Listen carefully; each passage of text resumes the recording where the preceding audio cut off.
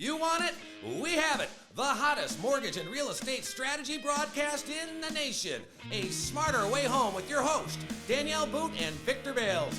50 years combined experience, ranked in the top 1% in the nation for home loan originations 2020.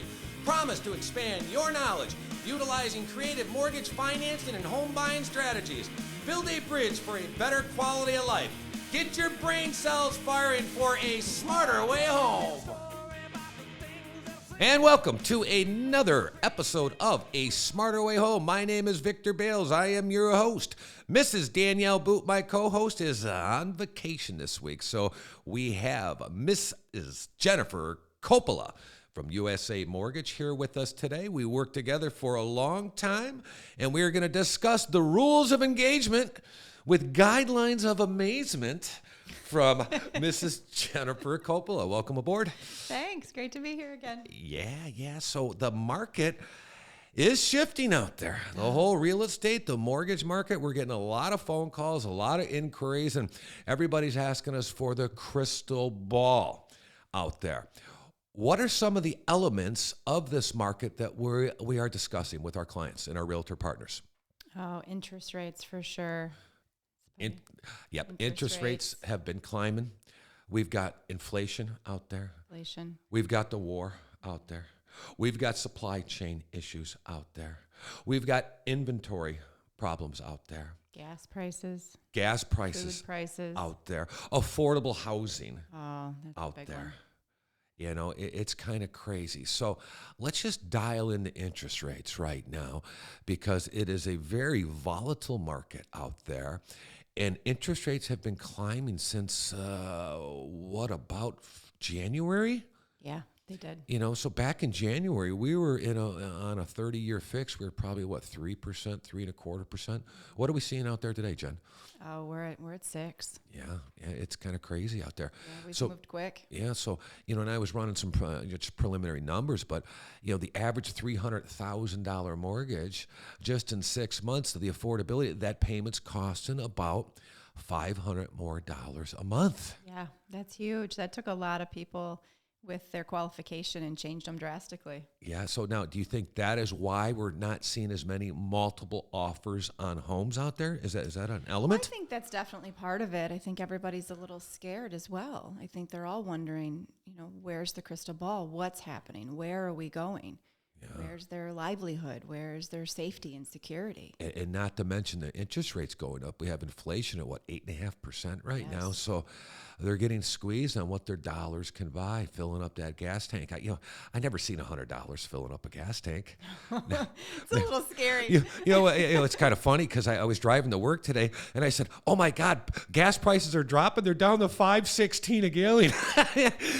And I actually started to feel a little comfortable, going, "Oh, okay, it's getting better." But I'm thinking, wait a minute, that's crazy. Yeah. They should be at $2.50 a gallon, $2.80. I borrowed my husband's truck. I had a project I was working on, and I'm used to driving my car, and I had to fill it up, and it kept going and going and going. I thought something was wrong.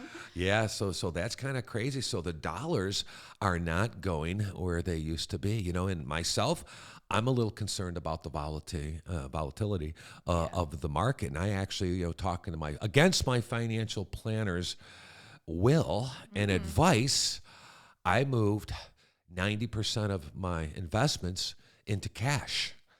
Really? Yeah. I just did this last week, and the reason being, because we listen to Barry Habib, and he's one of the mortgage experts out there, and he has nailed this every time. And every time we walk into this environment where we have inflation climbing up, where unemployment is so low, and we hit this particular environment that we see a recession looming. Right, it's there. We can see it. It's coming.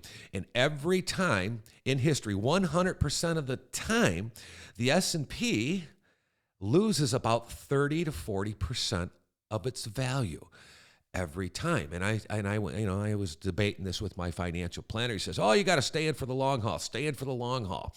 I go, "Look, it's already down 20-something%. I think I want to back into cash." And he says to me, he goes, "Well, remember, inflation is so high, you're losing money on that cash. You're losing 8.5%. And I was telling Maya about that, my wife Maya about that. And she goes, "Well, I want to debate that because we're not losing any money by just putting it into cash and setting it on the sideline. What we're losing buying power on is the dollars coming in on the stuff we buy. We can't buy as much. Correct. So by us sitting on the sidelines, waiting for this inflation to bottom out, and then as it starts to recover, it generally takes about 15 months to recover, then we're going to go back in on the market. So that's kind of the strategy I'm using, and boy, I hope I'm right. Yeah, I hope you're right too. But, so anyway, so that's where I'm at. So me, you and I being in the business, having our pulse or our thumb on the pulse a little closer than the average Joe out there, are actually scared. Well, I don't want to say scared, but concerned, and the market hates uncertainty. They sure do. That's So- the key word. So, and so I get calls from customers saying, oh my God, the Fed's raised the prime rate by 50 basis points, 100 basis points. What does that mean to our consumer against mortgage rates? Can you give us your explanation of what that short term or the prime rate is versus mortgage rates? Sure. I mean, the prime rate is attached to what our lending power is, but it's not directly related to our mortgage interest rates. The prime rate is where we're based for the inflation. We're trying to fight the inflation. And so how does actually need those to go up? Okay, and so how does that dynamic work? So when the Feds raise rates, what does that do? How does that actually work for our consumers? It means that we're trying to raise the amount of the price of borrowing. Mm-hmm. Price of borrowing at the bank level, the savings accounts, the car loans, something like that. Okay, home equity lines of credit, Home equity lines of credit. auto loans. Yes, all of those. Every other type of buying. So if we raise the cost of borrowing, that is going to stop the consumers from spending Correct. so much, which then what Well, happens? it's the same way that they're raising the gas prices and the food prices. They're trying to slow it down. And by slowing down, what happens then? Well, after we slow it down, we're headed into our recession. And they're trying to fight it, but They're trying to fight they're the trying recession. to fight the recession. And Yes, so they're on- trying to slow it down. So on the short term, the prime rate, when they raise that, what they are trying to do is stop the consumer from spending because it's a supply and demand issue. Supply and demand. Because we know already we have a supply chain issue. And Yes. if everybody's out there spending like crazy, buying these big ticket items, the prices are going to go up because there's no supply. So if we can stop or slow down the spending of the consumer, prices will come down just naturally because there will be more supply, and that will bring inflation down, which will bring interest rates down. That is the theory. Yeah. We'll see if it works. Yeah, and They're trying. Yep, Trying. and they are trying now, and so the definition of a recession is two quarters of the gross domestic product, GDP, Yes, going negative. correct. Going Okay. negative, which we're in the second quarter. Right. But we won't see the results of that until the next quarter. Yeah. So that's when the official announcement. That's when the official announcement. So in the first quarter, we were negative. And the numbers right now, look, it's July. They just got the preliminary numbers, Correct. right? Yep. And that's negative. But from what I understand, the feds have 3 times to look at it and adjust this, where the official number comes out in September. Correct. And the way Barry Habib put this, he goes, pretend you're at a baseball game, okay? And then when a pitcher throws a ball down there and it's near the outside of the plate, they can call it's a ball or a strike. It's really the umpire's call. But when they throw a strike right down the middle of the plate, it's pretty hard for that umpire to kind of debate that. Right, to say And that's what the anything other feds than are what it doing, are was. saying, we know it's in the strike zone, but we're going to debate this a couple times and we'll give you the official call. It's like they're challenging the call. Or doing multiple reviews. Or doing multiple reviews, and it's right down the strike zone. So Yeah, I we're think right it's coming, there. It is. But what I do see here is this is creating opportunity. Higher rates actually create opportunity because with the lower rates, we had so many multiple offers on homes that people were just losing out. They're losing out. They're losing out. As we see interest rates climbing up. It's kicking people to the curb for affordability, uncertainty, but it's opening up a market for qualified buyers that jobs are stable. They've got the down payments that now they can make that move. Yes. Because many of these home buyers are moving because of not want, but by need. They need to upsize. They need to downsize. They need to relocate. Yeah. Job transfers, just anything. Everything has changed. Yeah, so they're opening up the market for that. So where do you think the rest of the summer is going to be for home sales?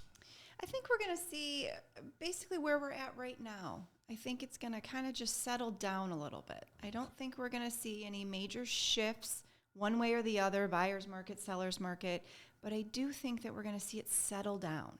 Okay. I think everybody's just kind of watching and waiting, settle down a little bit. There'll be some opportunities there. I think we're going to have some buyers that actually get some houses, and I think afterwards is when the dust settles and let's see what's in for the next ride. And I still think it's a good time to buy. Absolutely. It's all the inventory problems are not going to go away for several years. No, they're not. And with the appreciation rates going through the roof, I still think it's a good time to buy because you need a roof over your head. Absolutely. And with some of the options have changed. That it used to be if you couldn't buy, and now with the interest rates being higher, it took a lot of people out of the market. They couldn't qualify for where they were. We'll just rent for a while. Well, guess what? Yeah. The rentals aren't there. Yeah. The rates have gone up. Yeah, because of supply and demand, those rents are going through the roof. Not to add, we have inflation on top of that, so the rents are even going up higher. Absolutely. I think it's a great time to buy. I know the rates are higher. I have this conversation with my clients every day. I'm considering these acquisition loans. Yeah. If you qualify, just get the house. We'll figure out your terms later. Yeah, and Danielle, the rates shift. Yeah, and Danielle put it very good. She goes, go buy the house of your dreams, marry your house, date the rate, because rates will come up and down. That's the natural flow of everything there. Absolutely. So, because, and people, many customers of mine, because I tell them, the average 30-year fixed rate mortgage is only about 5 to 5.2 years old before someone sells or they refinance or something like that. And we a lot don't of keep a home or a mortgage for 30 years anymore. Yeah, and someone will come in and say, "Hey, I want a 15-year mortgage. I'm going to pay this thing off." I go, "Okay, that's great. That's fine and dandy, but tell you what, let's just talk about your history." I go, "So you got a current mortgage right now?" Yeah. I go, "Did you ever refinance it?" "Well, yeah. I did that 2 years ago when rates come down." I go, "Oh, okay. Did you have a mortgage before that?" "Yeah, when we bought the house." And I go, "Did you have a mortgage before that?" "Yeah, from the first house we bought." "And did you ever refinance that?" Well, yeah, one time I did." It's like, okay, so in the last 10 years you had 6 mortgages. Right. And that's average. That's not wrong. That's average. You're working with the market. You're playing the market. That's right. Absolutely. Because when you buy a house, it's somewhat like a 401k. Mm-hmm. It is a retirement vehicle, and if it's managed correctly, because your financial planner will say, "Hey, we're gonna sell this mutual fund, buy this, we're gonna do this, do that." We, as mortgage individuals, help advise to say, you know what, we can better your position here. We can lower your interest rate. We can lower your term, and we help them through their life cycle of those loans. Well, look at what everybody that they bought in the last 2 to 3 years. Look at the equity positions they're in. Yeah. Those are huge. Yeah. They didn't make that in their 401ks or the stock market with their financial advisor. Yeah, so that $300,000 home, 2 years ago is now what, $380,000? $390,000, so you made $90,000 in a couple years, and now you're going to go get another mortgage and pay a higher rate. I tell you what, you're not going to pay $90,000 in extra interest over the next couple years. Right. It was a great move. I think so too. Because now that equity is a down payment on a much bigger home to move up, and now you get the appreciation not on a $300,000 property, but maybe now a $500,000 property. Absolutely. And you start to build wealth. That's how it works. That's a tool in the toolbox. Or the best, one of the best tools. Take that equity, pay off all your existing debt, and move up a notch. You know, it's just great stuff. Yeah, I was scared when I bought my first home, 10.5%. Yeah. You know, and I thought, how the hell am I going to afford a $343 house payment? You know, and now my cell phone has doubled that, you know. You've got a point there. Well, you know, and my father always taught me a lesson. He goes, Vic, he goes, you pay today's debts with tomorrow's dollars, okay? And the way you think about that, for a person renting, inflation is your enemy, okay? But a home owner, inflation is your friend. Because that 30-year mortgage, 15-year mortgage, or whatever you're going to get, that principal and interest payment never changes over that term. However, as inflation raises and as your income goes up 3% a year, 4% a year, you have more income coming in, but yet your principal and interest payments stayed the same. So your house actually becomes cheaper and cheaper the more inflation goes up. That's right. Because I remember 5 years into the home that I bought, I thought, oh my God, this payment's a hayride. Right, And when I bought the home, I thought, how am I going to do this, man? I'm scared. You share the same things? Absolutely. But that's the one thing I have to channel back into when I'm working with customers too. Yeah. I have to remember that that's how they feel, because that is how I felt with my first one. Yeah. Even when I refinance my own home, I still feel that way. You know, so, but it's about an understanding, you know, and once people start to get that, they start to, I guess, possess the tools or the analogies necessary to justify making a move. Well, that's what I like with my customers. It's not just, you know, here's the interest rate and here's the terms and here's your debt and, you know, have a nice life and see you when you want to refinance. I like to talk to them about strategies. Yeah. I like to talk about all that. It's challenging for me. It's different from the everyday. And when, as much as they want to learn, I want to teach them. Yeah. We'll go over all of that. Well, it's funny because a lot of our customers come to us and they get advice from their father or Barstool Billy or something, or their buddy who got a loan.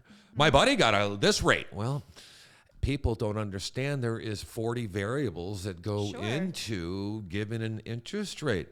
The down payment amount, the credit scores, what is your job doing? What's your objective?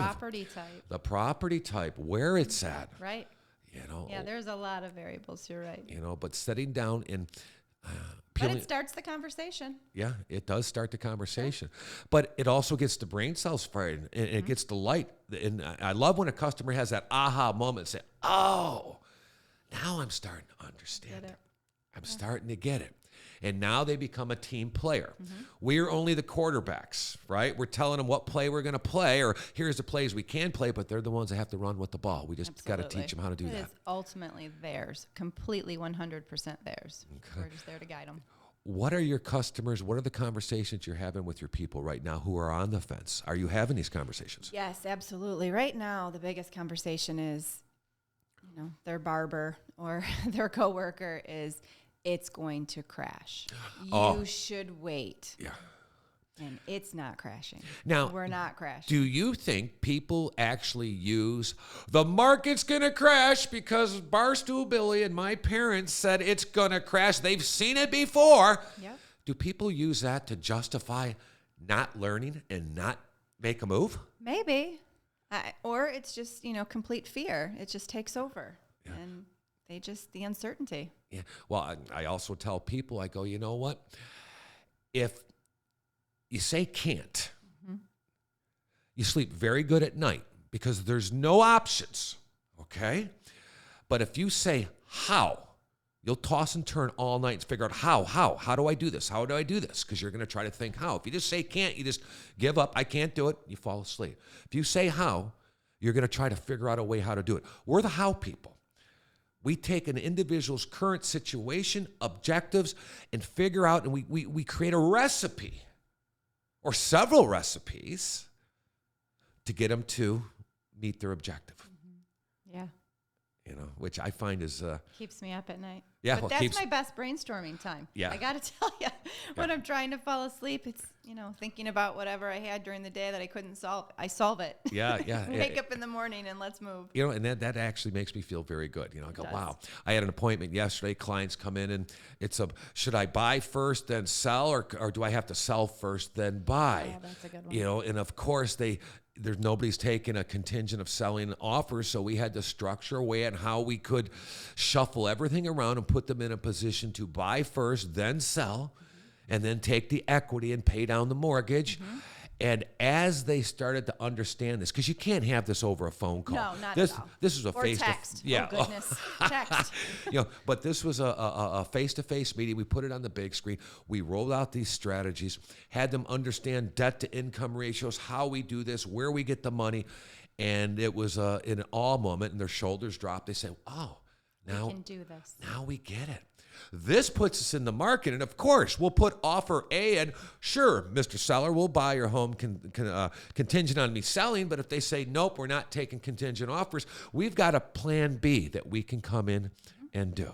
I've been doing that with clients, having multiple pre-approvals. Yeah. One that's contingent and one that's not. That way, if it's something they love, they can have that conversation that says, this is my comfort zone, but I can perform in this avenue. Absolutely, yeah. So there is some good stuff out there. So we're in Livingston County, Michigan here. And right now, understand we're having a little bit of price drops. But what I understand is we're about 15% of the market had about a 5% price drop in the last 30 days. Interesting. Yeah, so that goes to show, what are the elements? I think it's that uncertainty. I think it's because so many people are getting pushed to the curb because they can't afford those home right now. So there's many variables, but I see this as a great opportunity. And I personally do not see the appreciation levels going down into a negative situation. What's your feel on appreciation rates? I think I agree. I don't think that we're going to see them go in the negative direction. Wow. But I've had a couple conversations actually this week that the customers that had bought before they sold, and they don't like that feeling of having both at the same time. Both homes at the same time. So they're dropping their prices quickly. They put it up at a high level. It's 2-3 days later, just drop it. I just want to let it go. I just want to be done. Yep, I don't want the uncertainty. I don't want to have both. Okay, yeah. And they're going quick because they already own the home. They obtained it. Right. They got their objective, and if they took a little haircut on the home they're selling, they're okay. They're okay. And they could have been at the high end. Maybe if they waited out. Sure. But that's what I saw this week. Yeah. So we're gonna see. I feel like the market is. I hate to say it. The word normalizing. Is it? I think that's actually a good word, though. We're not going under. There's nothing wrong. We're not losing. Yeah. It's just, you're right. We're back to that. Yeah. Yeah. It's uncertain out there. Prices are going up. They're going down. It's kind of settling a little bit. It's settling. It's just not on fire. I think maybe were we spoiled of the rates of the pandemic? Yes, absolutely. So everybody's mindset, where are the 3% rates? Yes. Where historically, where have rates been historically over the last 50 years? They're 5 or 6. Yeah. 6. Yeah. Well, actually, over 50 years, the average was 8.1%, paying 1.5 points. Oh, my goodness. But give it a little time. Yeah. I mean, we're still fresh coming off of the 3% with the lowest rates in history. So give But- us a little right, time, but- and this 6% will be normal. But what we have is the millennials coming in, entering the house market, and they only know the rates of the last couple of years because now they're starting to pay attention to the market. They want to become homeowners, But, hey, 6% is still pretty good. It's a great rate. My first home out here in Livingston County, 1998, I was at 7 3/8. Sold that home 3 years later, built a house, and that was at 8%. Yep. Yeah, we're still in pretty good shape here. We are in good shape. And you know what? When I started and they were, 9.5, I sold them all day long. Yeah. They were great, and everybody was appreciative because they came down from 12. Yeah. So again, date the rate, because they will play the game, learn the rules of engagement, in a sense, because Don't be afraid of the refinance. They're coming. Yep. Yeah. And that's what Barry Habib predicts, that we are probably going to be in for another refinance boom in 2023 Correct. at some point. I agree. So my crystal ball isn't as big or as accurate as his is, right. but yes, I think the same thing. Well, we got the 8 ball back at the office, and we asked that a lot of questions too. So, but anyway, so any closing words that we have for our consumers or real estate professionals alike on how what are your closing words on the market, or what's a word of advice from Jen? Just enjoy the ride.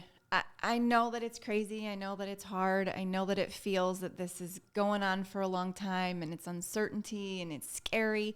But when we look back on it, it's going to be 6 to 12 months. We're going to look at it and say, that was a fun little bump. Yeah, boy, I guess What's they were. next? Well, yeah, absolutely. But and my word of advice is, you need a roof over your head. You do. Go buy the house. If you don't like it, sell it. There's no inventory out there. That's right. And then get out of the market and go rent. Trouble. You're not going to get in trouble. And treat that house, treat that mortgage like a 401k. It's a retirement. It's a tool. So invest in your future and go buy a home. I think it's great. Okay. Well, thank you very much, everybody. And we will see you next time here on A Smarter Way Home.